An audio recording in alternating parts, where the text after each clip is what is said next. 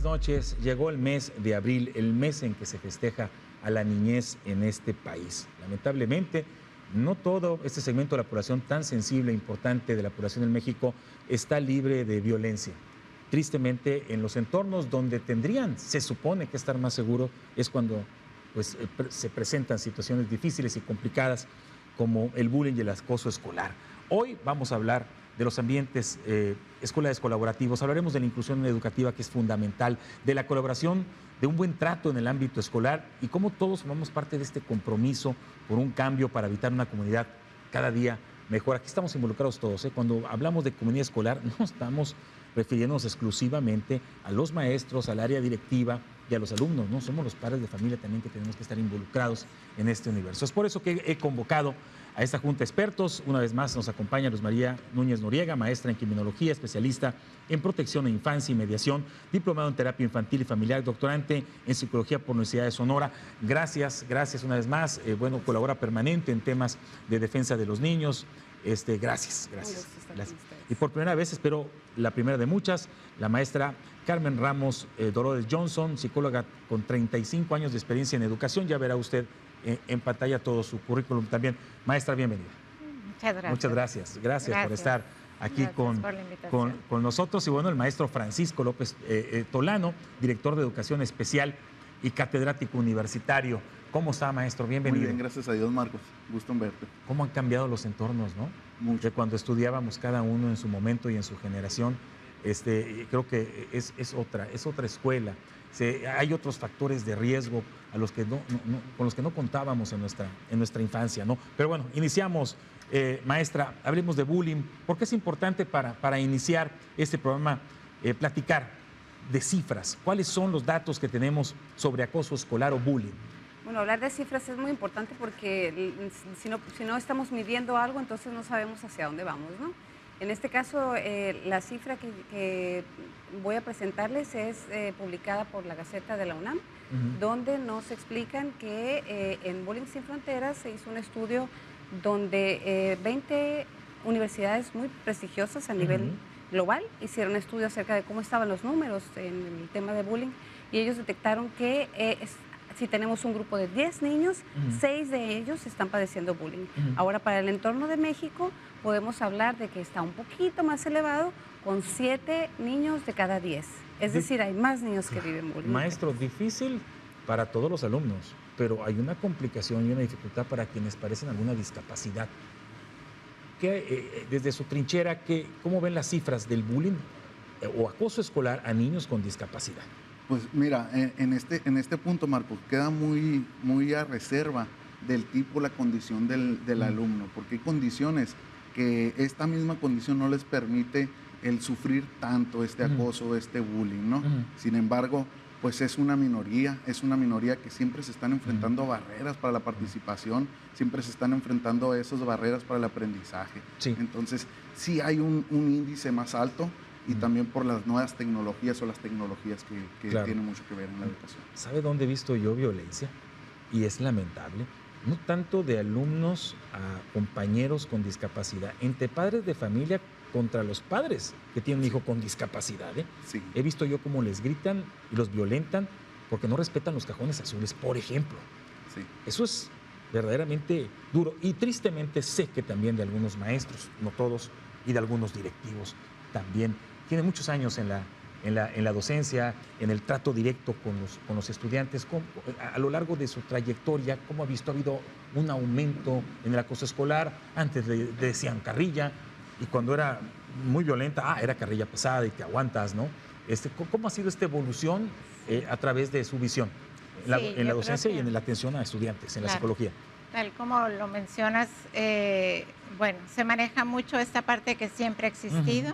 Aún sin embargo, creo que en la actualidad, que es por muchos factores, pero, que ahorita vamos a estar hablando de eso, pero en la actualidad sí se ha elevado mucho más, y la forma de participar, porque el bullying es es un problema social. Correcto. Y la forma de participar, buscando los chicos, sobre todo los jóvenes, esa validación a través de redes, hemos visto. Sí, ahí está la serie Adolescencia que deberíamos dedicarle unos minutos, lo haremos de seguro.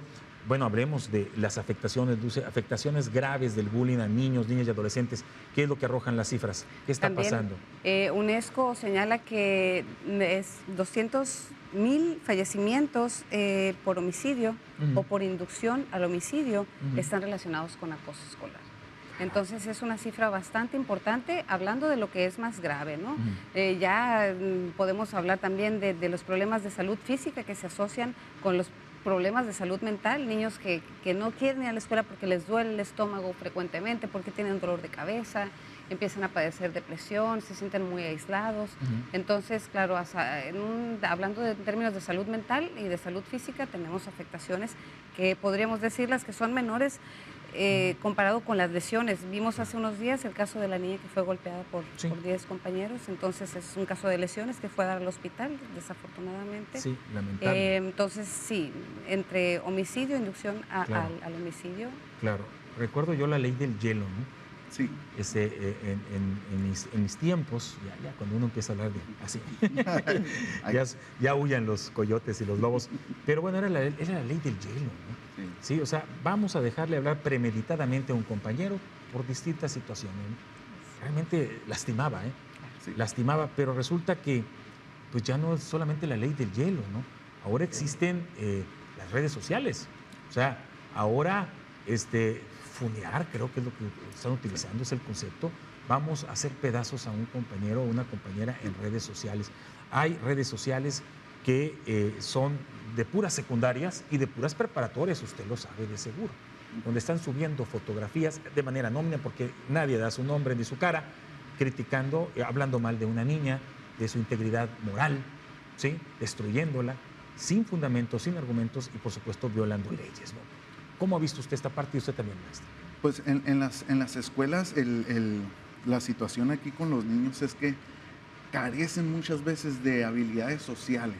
Entonces, esas mismas habilidades sociales son la respuesta para protegerte muchas veces al bullying, a estos sistemas de acoso que muchas veces se generan, ¿no? Entonces, en redes sociales pues no es diferente. En redes sociales también hay que saber qué se sube, qué se comparte, cómo lo comparten, las consecuencias que se pueden enfrentar por compartir esas situaciones. Claro. Y ahí queda mucho el trabajo de padres. Claro. También. Usted es psicóloga.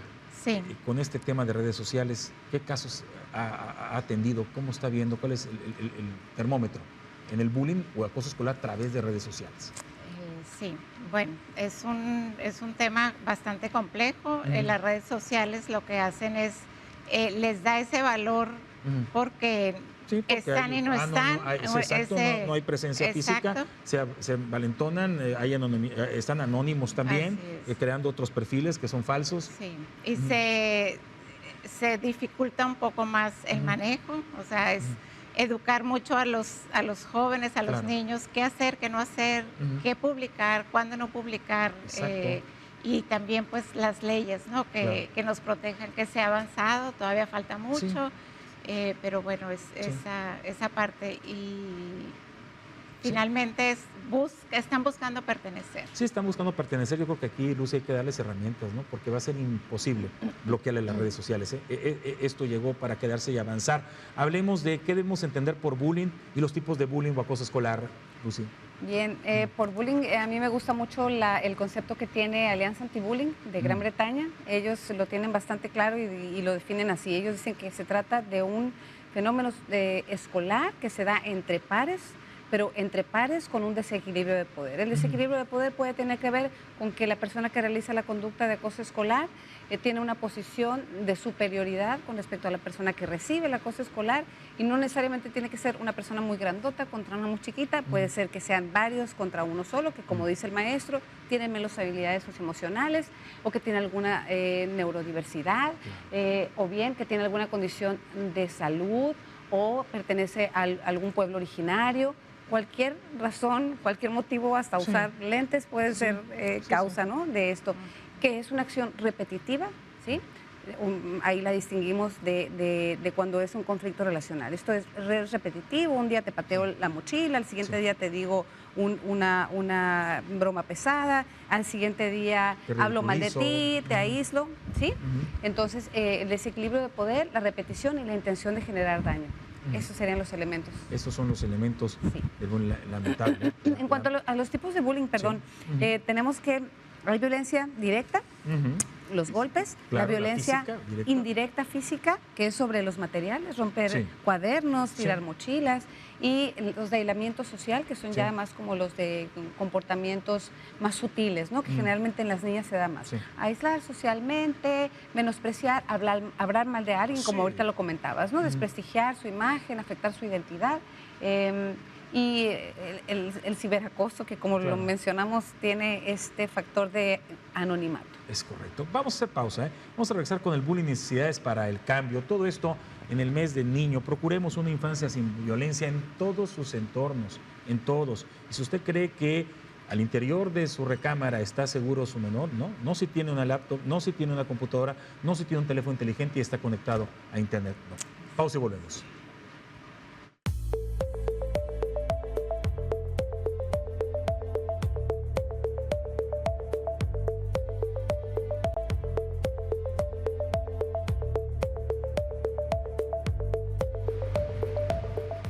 Seguimos en este programa, seguimos en el mes del niño, hablando de bullying y cambio hacia un modelo de colaboración e inclusión en el ámbito educativo. Acompáñenos, nos queda todavía un resto de programa. Maestra Carmen, hablemos de causas. ¿Qué podemos decir que causa el bullying o acoso escolar? ¿Por qué tenemos estos números tan serios ya a nivel mundial y parecieran no tener un tope, un techo, ¿no? Pareciera que van aumentando. Así es. ¿Sí?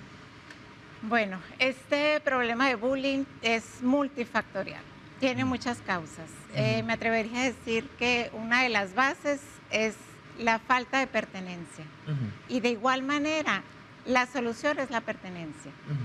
Ahorita que comentábamos esta parte del desarrollo de habilidades socioemocionales, ¿sí? Como instituciones, como familia, que es la primera institución y el primer grupo de pertenencia, tenemos que fortalecer mucho el que el niño sienta que pertenezca, sienta que es importante, tenga ese vínculo.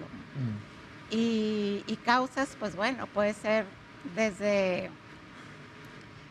Sí, viendo que no siente que no pertenece tanto, el que hace el acosador, y él busca su pertenencia a través de la violencia. Correcto. Sí, es como él se llega a sentir como validado y reconocido. Qué importante es la pertenencia, ¿no? Sí. Es una necesidad básica. Y la pertenencia empieza a sentir el sentido de pertenencia a tu apellido, a tu familia. Así ¿Sí? O sea, yo orgulloso de mi apellido y de mi padre, orgulloso de mi abuelo. Eso es pertenencia. Y cómo se va conformando, ¿no? La pertenencia, bueno, con una serie de factores. La unidad familiar es fundamental. ¿Cómo está la unidad familiar en torno a los niños con discapacidad? ¿Cómo está la pertenencia que es tan necesaria para esa fortaleza emocional que los va a ayudar? Porque a fin de cuentas la familia rescata. La familia se va a convertir siempre en un santuario. Si tú vienes de un día malo en la escuela, sabes que cuentas con un tío, con un abuelo, con una familia, con primos que te van a sostener y eso te dan valor. Esa es la pertenencia principal, la familia. Así es. Me preocupa cuando esa familia no es el lugar principal o el área segura para los niños, ¿no? Y aquí hablando de discapacidad, pues las reacciones psicológicas a las que se enfrentan, no me va a dejar mentir acá, Lola, los padres de familia, o sea, llega la noticia y llegan a una negación total, si en el dado caso de que lo estén queriendo aceptar, ¿no? Después de esta negación, empiezan con ese trabajo de duelo, que a veces es cíclico ese trabajo de duelo. Y en ese trabajo de duelo se van perdiendo mucho tiempo para estimular a mi hijo, se va perdiendo mucho tiempo para darle esas habilidades socioemocionales que también decía Lola a los niños, o dotarle esas habilidades socioemocionales para que aprendan a defenderse, para que no tanto a defenderse, a interactuar con el medio ambiente, a interactuar, a saber en qué momento puedo hacer algo, en qué momento no puedo hacerlo, y también percibir de una manera adecuada qué está bien y qué está mal, priorizar los valores, es fundamental en la familia. ¿Cómo ves la pertenencia en tiempos de este siglo, que es el 2021? ¿Cómo ves la pertenencia con la generación cristal, con las familias? Bueno, lo que pasa es que aparece como que todos los adultos estamos trabajando, ¿no? Tratando de producir, muy centrados en la producción, para poder proveer a las familias y también para poder mantener un estatus. Entonces esto puede hacer que nos enfoquemos más en el consumir y en el tener cierto estilo de vida y descuidemos un poco, dejamos un poco de lado la cuestión de la crianza y de la conformación de la identidad de los niños y de los jóvenes, ¿no? A mí me gusta mucho el trabajo que hacen desde diferentes sectores, como hay modelos educativos muy interesantes, inclusivos, el maestro es experto en esto, la maestra también, donde se promueve la colaboración.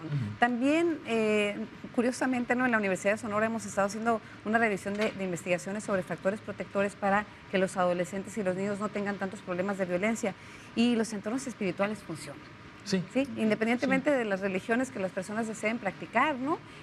Bastante saludable, o sea, es un factor protector clave y que la ciencia lo retoma y dice, ojo, ¿no? Porque vemos que los niños que están en una familia que los ama, que los cuida, como dice el maestro, que los acompaña, ¿sí? En desarrollo de habilidades socioemocionales, pero también otro tipo de entornos, como las escuelas y también los entornos espirituales. Claro, de claro, por prácticas supuesto. Maestra, ¿qué necesitamos hacer cada uno desde el rol que desempeñamos para ayudar a los niños y jóvenes que están en esta experiencia del día a día? ¿Qué podemos hacer? ¿Qué necesitamos? Bueno, siempre empezar por la prevención. Desde el ámbito educativo, pues siempre buscamos, ¿no? Sí. El saber qué es bullying. Creo que es un término que está como muy alterado, se generaliza mucho, me hacen bullying, me está haciendo bullying, cuando realmente tenemos que tener bien claro lo que es. Exacto. No es para minimizarlo ni mucho menos, diferenciar muy bien entre lo que es bullying, lo que es un conflicto. Exacto. Ambos tienen un manejo diferente. Sí, por supuesto, claro. Y hablando de los ambientes escolares, maestra, ¿qué podemos decir de los modelos más efectivos para evitar el bullying? Y ahorita voy con ustedes, maestros. ¿Están preparadas las escuelas? Porque sé que tienen manuales, sé que se capacitan los maestros. La educación privada tiene áreas de psicología. ¿Qué les puedo decir? La educación pública aspira a, aunque la ley lo dice, pero pues no hay psicólogos en todas las escuelas públicas, esa es una realidad. Sí. Pero luego vemos psicólogos, que no es su caso, maestra, que tal vez no tienen especialidades en esto, porque luego hay que especializarse. ¿Cómo va todo esto de los modelos en las escuelas? Bueno, yo creo que se está haciendo algo. Nos falta mucho, sí, pero siempre hay que basarnos en fortalezas.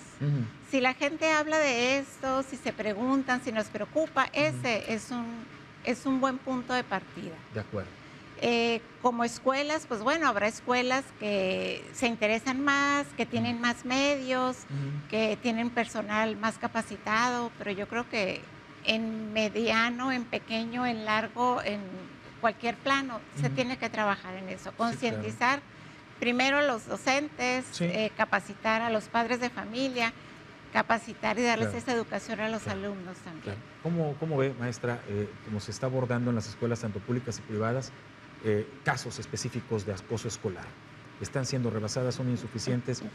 Vaya, al referirme yo que son insuficientes, es que necesita también la parte de los padres y madres, ¿no? ¿Cómo ve? Es que sí, definitivamente la escuela, como alguna vez lo comentaba un abogado en este programa, decía, es una familia extendida, ¿no? Porque cuando yo dejo a mi hijo, salimos de mi casa y lo entrego en la escuela, pues ahí es como el lugar donde lo van a proteger después de la familia. Yo creo que todavía necesitamos seguir trabajando en eso, lo veo con mucho optimismo también, como dice la maestra Lola. Creo que si hablamos del tema, dejamos de invisibilizarlo, dejamos de normalizarlo, y entonces podemos empezar a trabajar en eso, ¿verdad? Porque si no hablamos de ello, hacemos como que no pasa, hacemos como que no es importante, como que no afecta, entonces poco podemos hacer para abonar en mejorar cómo está la situación. ¿Cómo hacerle con los maestros? Porque mire, yo soy maestro, tengo 20 años en la docencia, ¿sí? Y bueno, uno tiene que preparar su clase, ¿sí? Uno tiene que presentar informes, uno tiene que trabajar durante y después y antes. Es absorbente el trabajo de un maestro, ¿no? Y si le sumas la capacitación, que son constantes tanto en lo privado y en lo público, si le sumas también la responsabilidad de detectar situaciones de acoso escolar, de guiar, pues es complicado, ¿no? ¿Cómo sensibilizar al maestro? ¿Cómo hacer en ese punto? Pues en ese punto, Marco, es un área de oportunidad muy grande, porque muchas veces queda muy a reserva del trabajo del docente y del valor que él prioriza como docente. Tenemos docentes muy buenos que implementan, buscan estrategias para implementar en el aula y poder detectar esos casos de acoso, pero tenemos maestros que también llegamos a una comodidad del trabajo y no damos más allá de esto, ¿no? Entonces, la parte esta preventiva muchas veces queda por fuera de las planeaciones que deben de trabajar los maestros en sus secuencias en clases, ¿no? Correcto. Entonces, algo primordial sería que las políticas públicas lo ordenaran como una obligación que se metiera al currículum. Sí, este tema del acoso escolar, del brindarle a los niños de habilidades socioemocionales, de la inteligencia emocional, y también para nosotros hacer las algo habilidades con esa blandas. Exactamente. Las habilidades blandas que son fundamentales. ¿Y qué tal cuando el maestro viene de malas? Y bueno, en vez de generar un ambiente pacífico, pues genera todo lo contrario. Insisto, no todos. Sí, maestra, ¿cómo debemos y podemos involucrar a los padres y madres de familia? Fundamental en este modelo colaborativo y de trato respetuoso. Parte fundamental. Sí, bueno, hablar de ambientes colaborativos, ese es un factor que abona a una mejor convivencia. ¿Sí? Esto se va permeando, ¿sí? Esta parte del ambiente colaborativo. Afortunadamente me ha tocado siempre trabajar en instituciones donde se fomenta mucho el trabajo colaborativo. Bueno, creo que no pudiera yo estar en un ambiente que, porque, y eso se va permeando. Claro. Es la cultura que se va viviendo. ¿Qué acciones se hacen para involucrar a los padres en el ámbito escolar y que se dé esa situación de colaboración? ¿Pláticas, eventos de unión, de cohesión? ¿Qué es lo que se hace? Sí, muchas pláticas, igual eventos, o sea, formación sobre temas específicos, por ejemplo, el tema de bullying. A la par, primero se capacita el personal, se les da a los niños y adolescentes, se les da esta formación, qué es, qué no es, quiénes están involucrados, es responsabilidad de todos. Y en ese mismo entorno, en ese mismo sesgo, se les da la capacitación a los padres de familia. También es bien importante saber qué es lo que no debo hacer como padre de familia, qué es lo que no debo hacer como institución. Vamos a hacer una pausa y regresamos con la inclusión educativa. Ese es el gran tema para el siguiente bloque. Pausa y volvemos.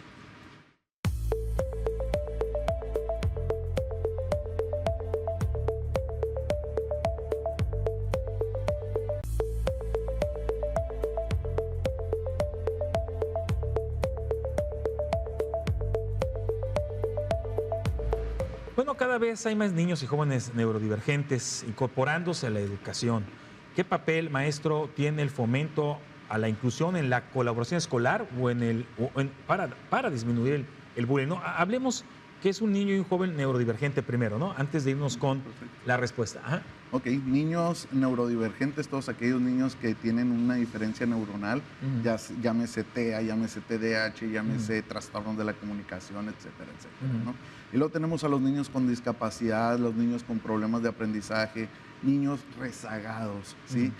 Aquí muchas veces a mí me preocupan más un niño con problemas de aprendizaje, que es el niño silencioso, que está apartado, que no es tan identificable como un niño con neurodivergente en este caso, ¿no? Claro, ¿no? Estamos hablando de neurodivergente, el TDA, Asperger.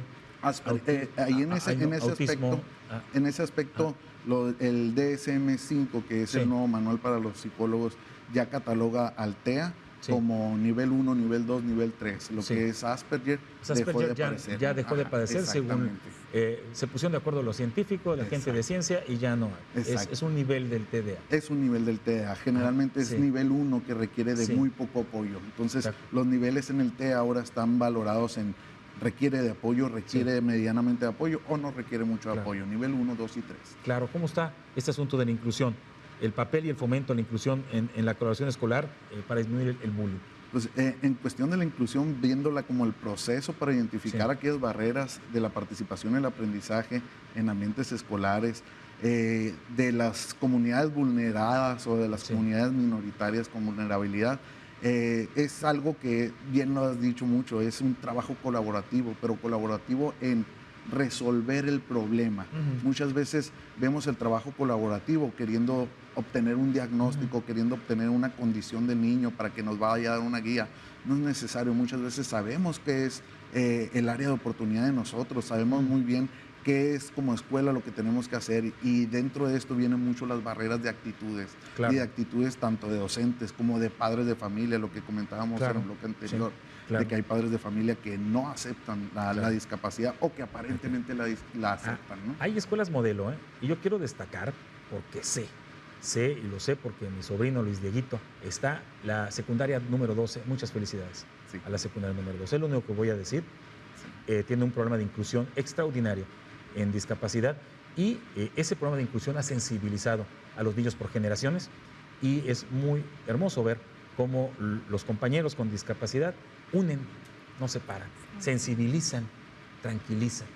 Eso es algo muy, muy importante, muy, muy importante. Con respecto a eso, Marco, me llama mucho la atención lo que dices, ¿no? Porque sí hay más aceptación de la diversidad, más aceptación. Los mismos niños, tú los platicas con ellos, y los niños aceptan más a sus compañeros. Entonces, lo incongruente aquí es cómo los índices de bullying están subiendo. Es una escuela modelo, Sí. O sea, hay niños con autismo y saben muy bien cuando van a empezar con alguna situación difícil de emociones, y los maestros saben cómo manejar la situación, cómo tratarlos, cómo llaman al área indicada para que venga a ayudar. Es increíble el modelo de la 12. Felicidades.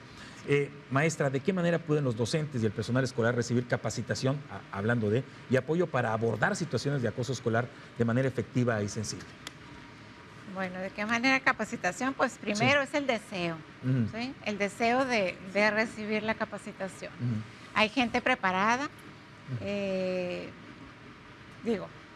yo me toca ahorita hablar por mí. El año pasado tomé una certificación precisamente para eso.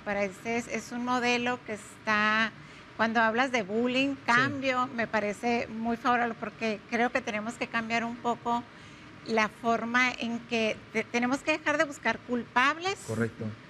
Y enfocarnos en las soluciones. Es correcto. Y entonces una vez que hay una necesidad, se detecta la necesidad, porque a veces se niega y dice, no, aquí no hay bullying, todo se lleva muy bien, todo. Y no se necesita mucho para darte cuenta, esas miradas sutiles, aunque sea un ambiente colaborativo. Un ambiente colaborativo es mucho más bondadoso para las relaciones, fortalecer las relaciones. Entonces es querer. Y bueno, hay programas específicos para maestros, para padres de familia y para alumnos también. Lucy, qué importante dentro de la capacitación a los maestros también es que se atienda al maestro también. Cuidado, porque la carga emocional de un maestro en todos los niveles, pero hablemos de secundaria, hablemos de secundaria en particular, es dura. Yo creo que también esas áreas de psicología, además de brindar este apoyo en el control de emociones a los estudiantes, tendrían también que tratar a los maestros, para que el maestro esté emocionalmente solvente para poder manejar una situación de acoso. Sí, fíjate que no solamente para el maestro, también para padres y madres de familia, ¿no? A mí me gusta mucho platicar de un libro que se llama Disciplina sin lágrimas, porque cuando yo tuve que empezar a trabajar con mi hijo en Los Terribles 3, me aprendí este manual y dije, a ver cómo le entro con crianza positiva, ¿no? Entonces me di cuenta ahí que para poder llegar a intentar enseñar inteligencia emocional o autorregular a un niño o a un adolescente, primero tenemos que autorregularnos nosotros. ¿Cómo le vas a decir? No puedo yo llegar desregulada a tratar de trabajar con un adolescente y decirle cómo regularse. Y la disciplina positiva presenta una oportunidad muy, muy, muy bella para trabajar esto. Desde preescolares, desde los bebitos preescolares, y seguimos con primaria y secundaria. Y bien lo dices tú, ¿no? Hablábamos ahorita de los adolescentes. Si tenemos un adolescente en casa, sabemos que es trabajo. Ahora imagínate cuando tienes en un aula. Y te litigan, ¿no? Porque tiene que estar concatenado con la siguiente pregunta que les voy a hacer a los maestros, ¿no? Pero ¿cómo vas tú a solicitarle o a exigirle que enfrente una situación con control de emociones si tú a la primera que te dan la contra, pues pegas un grito, ¿no? O te escuchan dar un claxon y mentarle la madre, perdón la expresión, a alguien que se te cruzó o no te dio el pase, ¿no? Entonces, oye, pues el adolescente te va a decir, no, tú tampoco Y ellos están muy atentos, los niños y los adolescentes están muy atentos a ver qué hacemos los adultos. Pero bueno, el ejemplo no es fundamental. Maestro, ¿cómo podemos incrementar el buen trato y la colaboración, por cierto, ya que estamos hablando mucho de todo esto? Pues ahorita que estamos hablando del ejemplo, el ejemplo arrastra. El ejemplo arrastra. Entonces, vamos partiendo desde aquellos buenos docentes que hacen su trabajo y que lo hacen de una manera tan comprometida. Viendo o destacando ese buen trabajo, porque luego muchas veces los docentes entramos en una sintonía de pausa, de no querer seguir haciendo las cosas por la carga laboral que recibimos muchas veces, o por la misma percepción de una carga laboral. A lo mejor no es tanto una carga laboral y en ese momento emocionalmente. O los mismos problemas personales. Oye, pues los maestros somos humanos. Exacto. Por el amor de Dios, somos seres humanos. Exacto. Entonces ahí viene toda esta parte, ¿no? Sí, y sería fundamental que, como lo decía ahorita, como cuestionaba, de que el maestro también se entrene en esta inteligencia emocional, el saber reconocer sus emociones y sobre todo las acciones, porque muchas veces las emociones de los maestros es de hartazgo, de cansancio, y eso se refleja en las secuencias didácticas que aplicamos, en el aula, en cómo lo aplicamos. Entonces, también tenemos que buscar que el maestro esté emocionalmente bien, para demostrarle eso a los padres y que los padres hagan ese trabajo colaborativo con nosotros, porque también si nosotros vamos todos cansados, todos decidiosos a quererle decir al padre, hey, ayúdame con esto, vamos viendo desde tu trinchera cómo me ayudas. Entonces también el padre pues está cansado también. Es una realidad eso. Claro. Misma pregunta, maestra. Sí, ahorita que Lucy comentabas eso de la disciplina positiva, yo soy apasionada con la disciplina positiva y bien veo este equilibrio entre la amabilidad y la firmeza. Sí, yo creo que ahí está la clave. Y firme. Uy, con un adolescente. Porque es necesario, los límites son necesarios. Muy chula. Los límites nos dan seguridad y todos necesitamos límites. Claro. Cómo acompañar al niño, cómo acompañar al adolescente a que siga el límite de una manera amable. ¿Sí? Claro. Es correcto, ¿no? Es difícil. Existen, sí se puede, hay que entrenarnos nada más, ¿verdad? Empezamos por nosotros y luego ya empezamos. Es eso. ¿Existen recursos a los que podamos acudir, hablando para educarnos en un buen trato, en inteligencia emocional, accesibles, padres de familia? A ver. Me vine preparada. Mira. No quería, pero. Creo que es española. Este libro a mí me encantó. ¿Le van a tomar de este lado? Sí, porque es un libro que trabaja sobre cómo nos debemos tratar, ¿no? Es para niños, pero también toca un poco a los papás. O sea, dice, a veces los adultos también se enojan, ¿no? Entonces, a veces también los adultos se equivocan y cometen errores, pero podemos retomar el buen trato y tal. Este es otro libro que también, me parece que es una española. Y también he tenido muy buena experiencia. Un poquito, Luz? Claro, no de este lado, claro. Lo he podido aplicar algunas veces cuando hacemos psicoeducación con la Universidad de Sonora. Y también nos ha funcionado muy bien porque habla... Quiero ser feliz. De Ana Morató García. Perfecto. Y ellos hablan mucho, por ejemplo, sobre el poder de las palabras. Dicen que las palabras son invisibles, tienen poder, ¿no? Entonces, si tú a un niño, a un compañerito le dices palabras malas, entonces son como piedras y pesan en su cuerpo. Están como una mochila invisible que está en la cabeza. Pero si dices cosas buenas, son como burbujas y tal. Y entonces empieza a instruir mucho en cómo podemos modificar nuestras formas de tratar y darle valor a las palabras y al acompañamiento, a los compañeros y tratarlos bien. Claro. Vamos a una pausa y regresamos ya al bloque final. Hablemos de indicadores, métricas para evaluar la efectividad de las estrategias y programas implementados para abordar el acoso escolar y promover la inclusión educativa. Conclusiones al regreso del corte.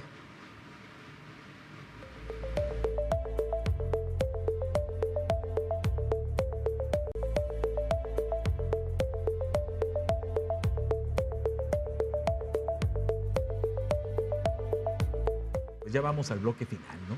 Esperemos tener otros programas donde ya especifiquemos otros temas. Creo que se ha abordado todo y falta todavía la parte de indicadores, métricas, porque hay que evaluarnos para mejorar. Eso es disciplina. Maestro, hablando de qué métricas pueden ser utilizadas para evaluar pues, el impacto de los programas de inclusión educativa en la reducción del acoso escolar y la mejora de un clima escolar. Ok. En este apartado, Marco, tenemos un índice que es de ISCON, es el índice de inclusión. Este índice te va midiendo por contexto escolar, tanto político como social y familiar, aquellas áreas de oportunidad que se pueden detectar en los ambientes, escolares, ¿sí? Es un índice que se puede poner de manera escrita, se puede hacer un link, generar un link para mandarlo a los padres de familia, a los alumnos, donde se valoran aquellos contextos donde ellos se sienten más aceptados, donde ellos se sienten con mayor respeto, precisamente para generar esa autopertenencia a la escuela también, y que los padres de alguna forma, porque también participan en este índice, se involucren. Pero indudablemente el índice, el cuantificar los casos de acoso escolar, el cuantificar los casos de bullying y hacer un análisis después de activar un programa, llámese un programa que viene del programa federal, la guía de acoso escolar del maestro, es un programa que viene de manera federal, se da la información, vienen actividades, vienen secuencias didácticas, que si las aplicamos es esa prevención que comentaba ahorita Lola, ¿no? O sea, el prevenir a saber identificar cuándo sí me están acosando, cuándo sí estoy sufriendo bullying y cuándo es como una especie de violentómetro, pues, algo digamos. así. Un ejemplo de pregunta que viene, cuando se hace esto en formato de cuestionario para medir todo esto en los alumnos y los padres, ¿qué pregunta puede venir? Por ejemplo, a los alumnos se les preguntan dónde, en qué espacios de su escuela se sienten más a gustos, si en algún momento ellos han sentido que les han discriminado. Igual, vienen dos índices, ¿no? Dos cuestionarios, uno para alumnos de la fase 2, fase 1 de la escuela básica, y fase 3, 4, que son adolescentes de quinto hacia arriba, ¿no? Entonces, ahí el lenguaje se va adecuando a cada persona, ¿no? Claro. A los padres se les cuestiona también cómo ven a sus hijos, cómo llegan de la escuela sus hijos. Lucy, en tu experiencia, ¿también se maneja este tipo de indicadores? ¿Se les da a los resultados realmente un seguimiento? Sí, no quedan nomás en lo escrito, ¿no? O sea, realmente tienen una utilidad estos datos. Fíjate que en esto sí el maestro es el experto. Sí. El maestro es el experto. Yo en la experiencia más que he tenido de hacer psicoeducación, en escuelas secundarias, nosotros nos hemos basado mucho en hacer uso de los modelos de Gran Bretaña, de Alianza Anti-Bullying, porque generosamente ellos tienen todo un programa muy estructurado, con base científica para aplicar en prevención, pero nosotros nos ha tocado trabajar con escuelas que tienen situaciones muy, muy complejas. Extremas. Por ejemplo, donde los padres tienen que salir a trabajar a las fábricas a las 5:30 de la mañana y regresan a las 6:30 de la tarde a repartir chanclazos, los niños están solos, los jóvenes están solos.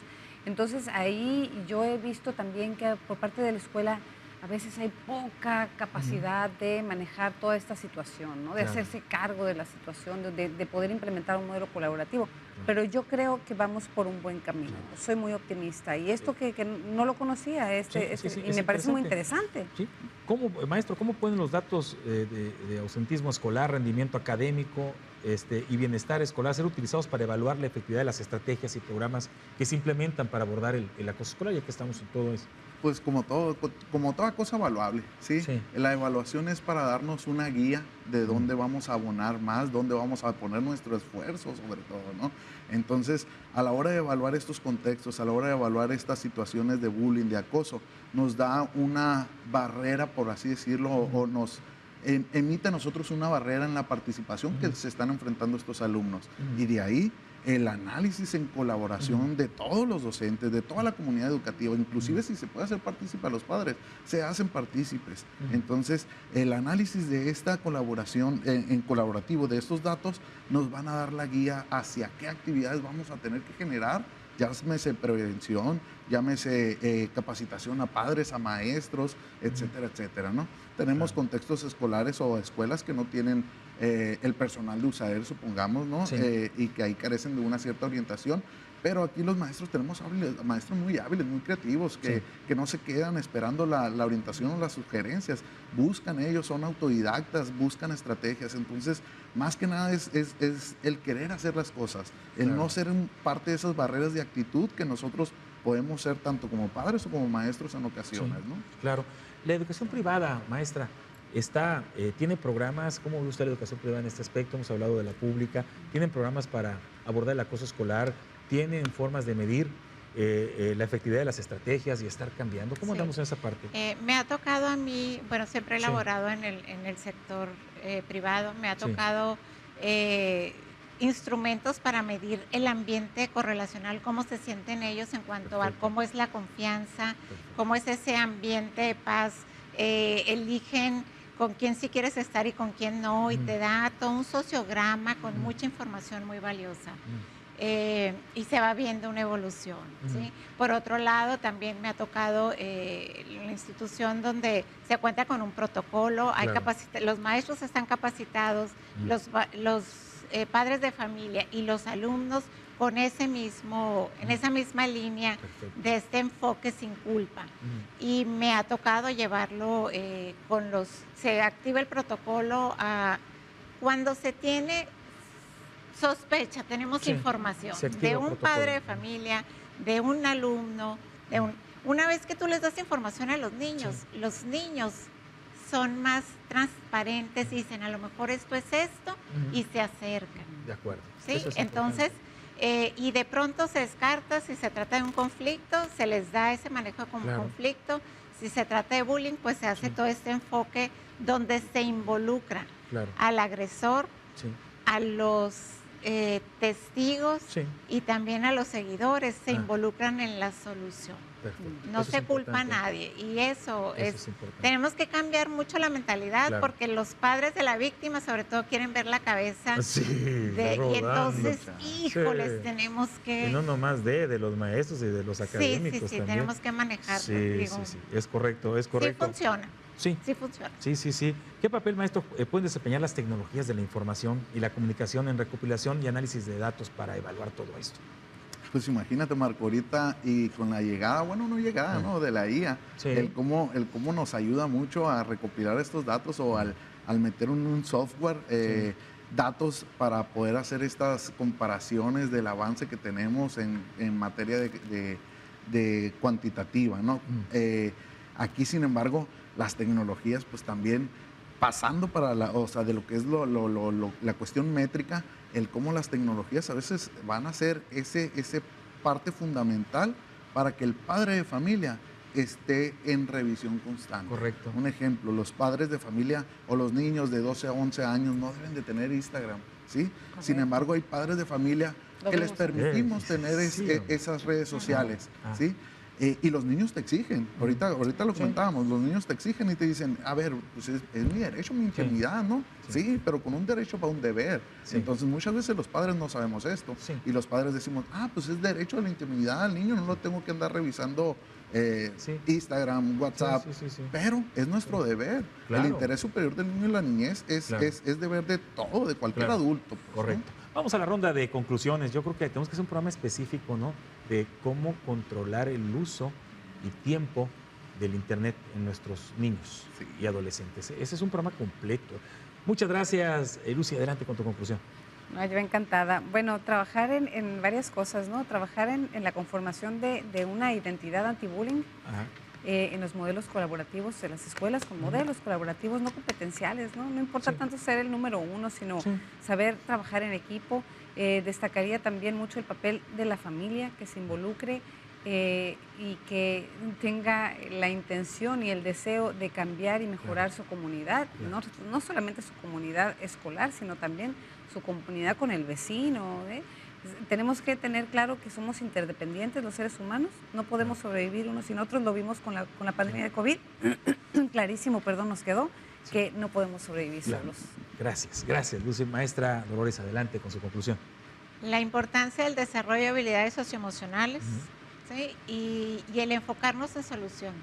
Eso es básico, fundamental. Sí. Maestra, muchas gracias. Maestro, adelante Gracias. con su conclusión. Pues básicamente el trabajo colaborativo. La educación no es nada si no está esta triada de la sociedad, de la familia y de la escuela. Entonces, si esta triada no está en trabajo colaborativo, todos los esfuerzos van a ser mucho más complicados y solamente vamos a estar minimizando las cosas, pero no vamos a estar eliminando una barrera. Pues entonces, el esforzarnos por trabajar colaborativamente.